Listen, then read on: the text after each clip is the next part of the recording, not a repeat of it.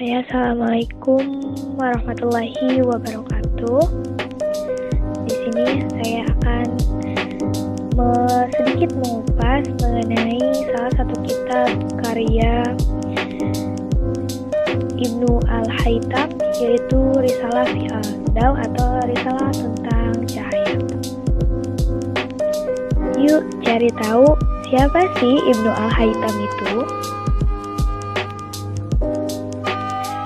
Ibnu Al-Haytham adalah seorang ilmuwan yang ahli dalam bidang sains. Contohnya yaitu dalam bidang falak, matematika, geometri, pengobatan, filsafat, dan sebagainya. Namun, namanya mulai masyhur di Mesir saat pemerintahan Islam dipimpin oleh Khalifah Al-Hakim pada tahun 996 sampai 1020. Beliau dilahirkan pada tahun 354 Hijriah bersamaan dengan 965 Masehi, yaitu di negeri Basra, Irak, dan meninggal di Kairo, Mesir. Nah, gambar di samping ini adalah contoh ilustrasi gitu ya, Ibnu Al-Haytham.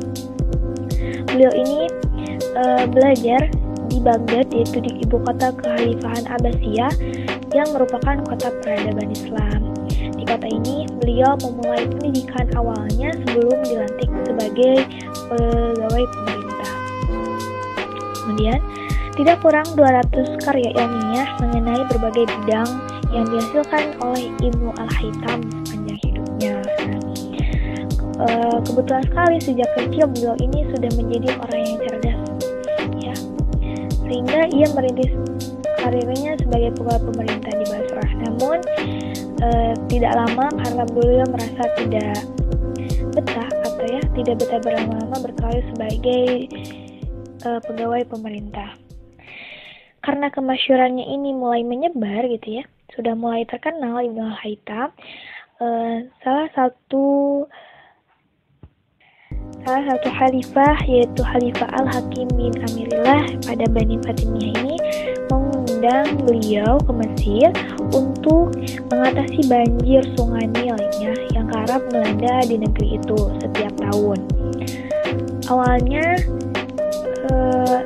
Ibnu Al-Haytham ini merasa percaya diri bahwa dia mampu gitu ya, tapi ternyata di luar dugaan kalkulasi matematika dan perencanaan teknis yang diajukannya tidak mampu untuk menanggulangi banjir tersebut. Sehingga untuk menghindari kemurkaan pemerintah Khalifah Al-Hakim bin Amirillah, beliau pura-pura hilang ingatan dan pura-pura gila sehingga beliau dipenjara sampai Khalifah tersebut wafat ya. Setelah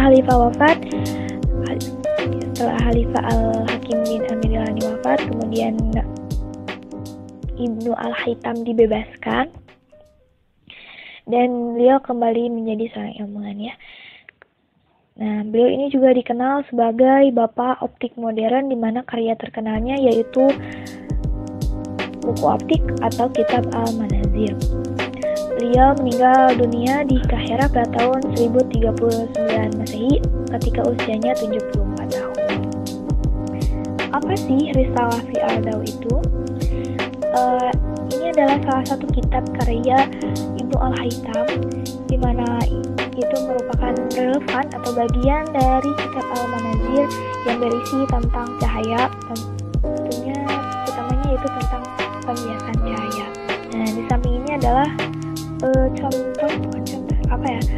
di samping ini adalah kitab Risalah fi Al-Daw ya. Salah satu contoh di bagian dalamnya kitab adalah seperti ini. Kemudian dalam kitab Ibnu Al-Haytham, dalam kitab Risalah fi Al-Daw ini, beliau meyakini bahwa sinar cahaya keluar dari garis lurus ya, setiap titik di permukaan yang bercahaya. Kemudian beliau juga membuat percobaan yang sangat teliti tentang lintasan cahaya melalui berbagai media dan menemukan teori tentang pembiasan cahaya. Beliau juga sempat membantah atau mengoreksi teori yang diajukan oleh dua ilmuwan Yunani, yaitu Ptolemy dan Euclid. Nah, menurut Ptolemy dan Euclid ini bahwa manusia bisa melihat karena adanya cahaya yang keluar dari mata, ya, dari mata kemudian mengenai objek. Sedangkan menurut Ibnu Al-Haytham, bahwa objek itu akan terlihat karena yang mengeluarkan objek tersebut mengeluarkan cahaya, kemudian cahaya itu ditangkap oleh mata sehingga kita dapat melihat. Kemudian bagaimana hal itu bisa terjadi? Benda bercahaya sendiri adalah terdiri dari dua jenis, bintang dan api. Nah, cahaya yang keluar dari benda itu jatuh ke benda-benda di sekitarnya, kemudian memantulkannya ke arah kita, sehingga kita seolah-olah sedang melihat benda tersebut.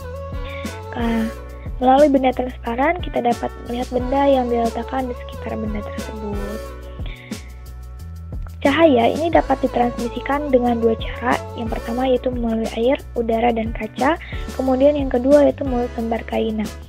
Di dalam kitab ini dijelaskan bahwa cahaya dapat ditransmisikan melalui selembar kain ini, yaitu dengan dimana cahaya masuk melalui lubang-lubang kecil yang terdapat pada kain. Tetapi tidak dapat disalurkan melalui benang atau untaian karena benang dan untaian itu adalah merupakan benda padat. Nah, dari tadi kita membahas tentang benda transparan. Apa sih benda transparan itu? Benda transparan itu yaitu cahaya yang dapat lewat dengan mudah.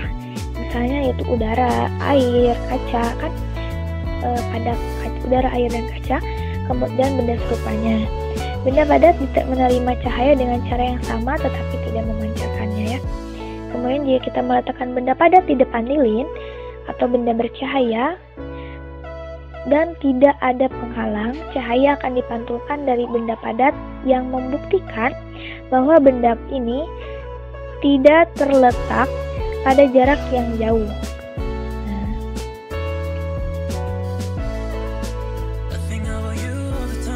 Kemudian pengamatan seperti itu, yaitu pengamatan lilin yang tadi, meyakinkan kita bahwa benda padat juga menarik cahaya tetapi tidak memancarkannya. Bisa dibaca ya di sini.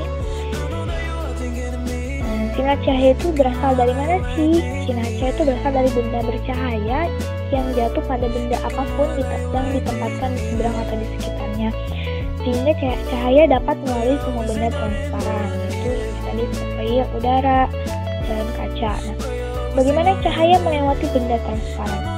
Cahaya dipancarkan melalui benda transparan sepanjang garis lurus tetapi tidak menyebar ketika dibiarkan jatuh. Itu menurut penjelasan yang ada di dalam kitab, ya.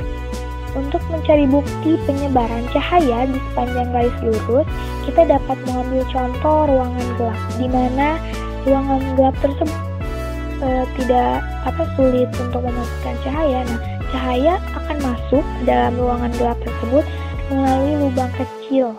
Kemudian cahaya akan datang melalui garis lurus. Cahaya mempertahankan arah lurusnya saat cahaya ditransmisikan melalui benda transparan.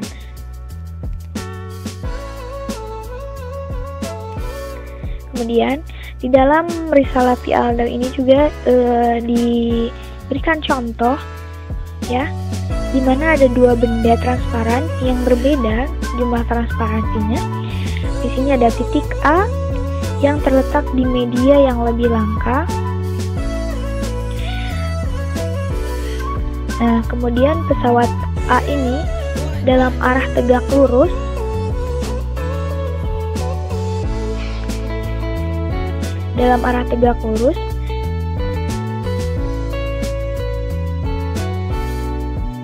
sehingga garis lurus BC menandai batas antara media yang lebih langka dan yang lebih padat.